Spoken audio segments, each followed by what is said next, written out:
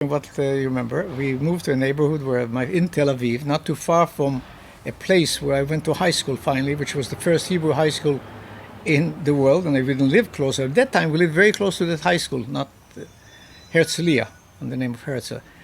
And I remember there was a little kid there, and I didn't speak Hebrew yet. And I'm about 4.5, I'm not quite 5. It was around June we arrived, and in August, like now, May, June, and August is my birthday. And I was going to be 5 because it was the end of 34 that my father left, 33, 34, and we came 34, 35.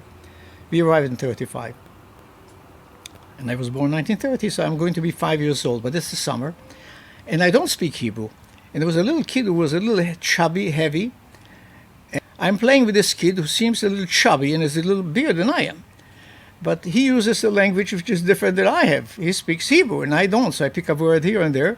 And I'm only 4 or 5 days, or maybe, who knows, perception of time is a little difficult for me to recall now. And as we play during the day, he finally pushes me and gets on top of me. We roll back and forth, and he's heavy.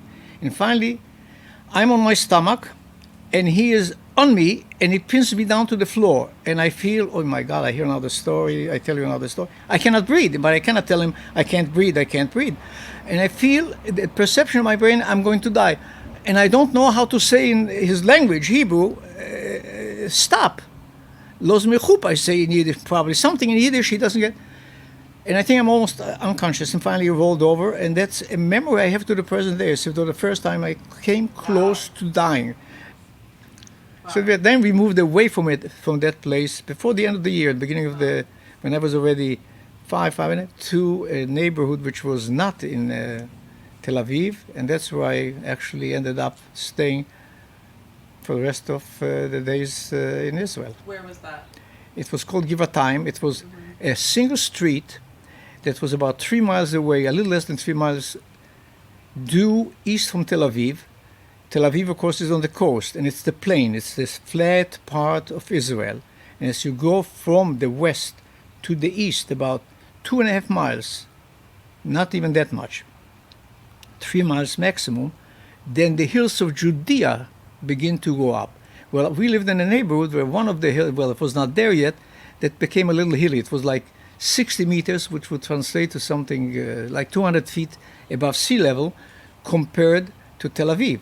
Now, Tel Aviv was a small city at that time.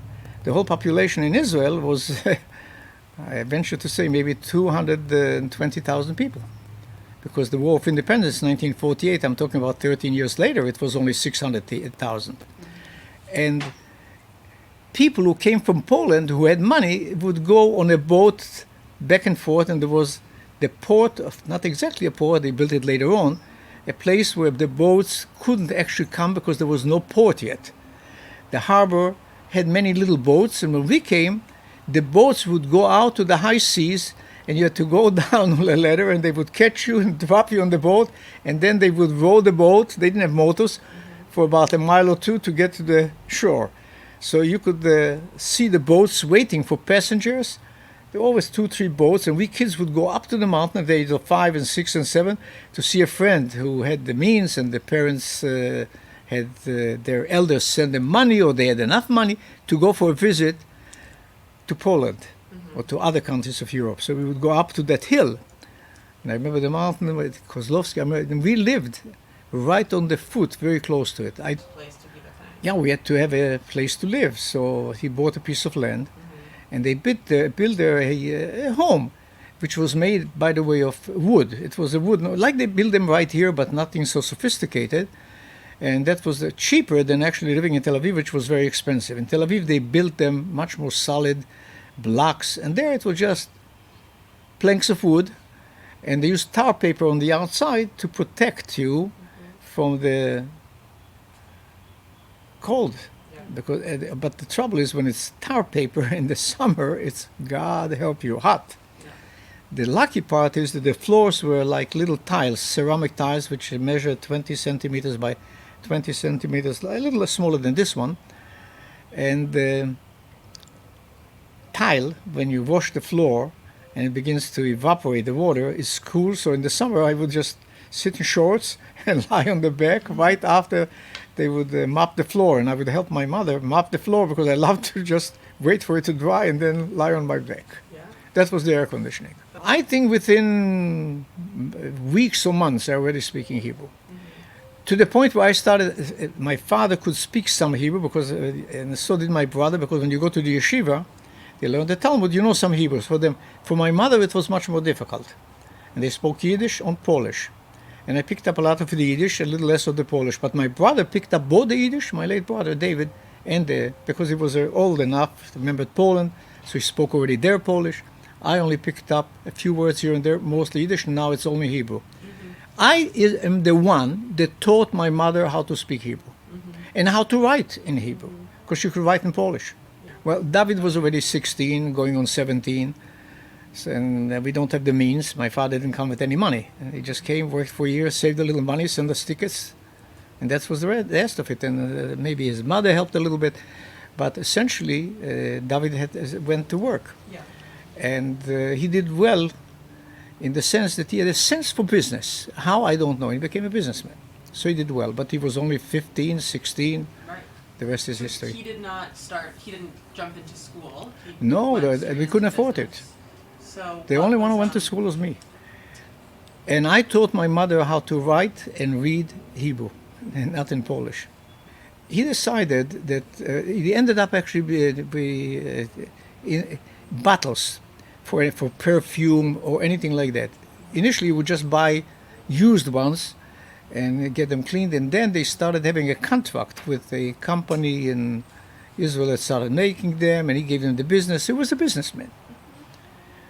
The bottles for, let's say, if there would be Coca-Cola or various, there were different kinds of bottles for, like sour cream. They put them on bottles. There were all sorts of drinks which were in bottles, not in cans of metal.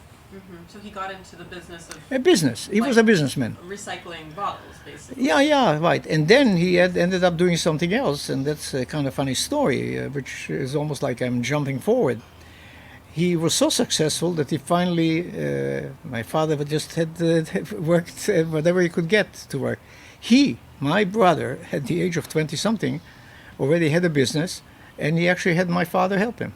And the funny part is, he had a partner who was a little older, and they ended up being 6, 7 partners in this bottle business, and they had a big contract with the biggest manufacturer of bottles, Phoenician, with the Phoenician glass. And they would actually be the go-between the manufacturer and the people who needed bottles for drinks, you know it, for whatever you use bottles for. And I could show you, I don't have it now because they had an anniversary a few years ago, and my nephew sent me a picture of the different bottle types that they were selling.